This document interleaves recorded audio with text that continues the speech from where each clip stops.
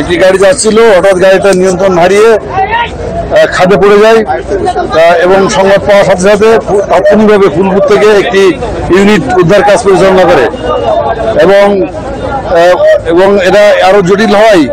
আমাদের ময়মনসিংহ খবর দেওয়া হয়, ময়মনসিংহ খবর দিলে আমাদের ময়মনসিংহ থেকে আরো 2টা ইউনিট, আমি সহ আরো 2টা ইউনিট এবং প্রয়োজনীয় জনবল এবং যন্ত্রপাতি সহ ঘটনাস্থলে উপস্থিত হয়ে আমরা উদ্ধার কাজ চালাই।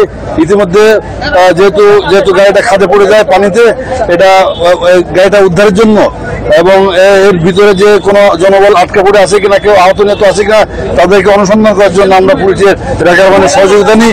পুলিশের রেকার ভ্যানের সহযোগিতায় আমরা এই পর্যন্ত একটা ডেড বডি উদ্ধার করেছি। আমরা এখনো পর্যন্ত উদ্ধার কাজ চালিয়ে যাচ্ছি। ইতিমধ্যে আপনারা দেখতে পাচ্ছেন যে রেকার ভ্যান লাগাচ্ছে, এরা আরো উল্টে পাল্টে পানির ভিতরে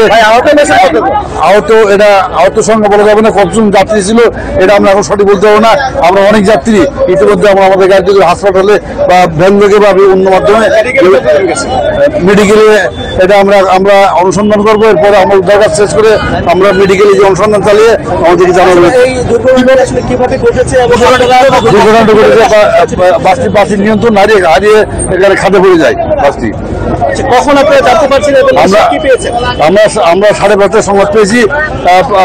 সংবাদ পাওয়া মাত্র ফুলপুর থেকে ইউনিট এসে এখানে আমরা প্রাথমিকভাবে একটা ডেড বডি আমরা উদ্ধার করি এবং আরো অনুসন্ধান কাজ চালানোর জন্য ময়মনসিংহ থেকে আরো 2টা ইউনিট আসে এবং পুলিশের রেকার ভ্যানের সহযোগিতা নেওয়া হয়ে আমরা আমাদের বাহিনী দিয়ে আমাদের এখানে যে ডুবুরি আছে এবং আমাদের ফায়ার ফাইটাররা আমরা অনুসন্ধান কাজ এখন চালিয়ে যাচ্ছি।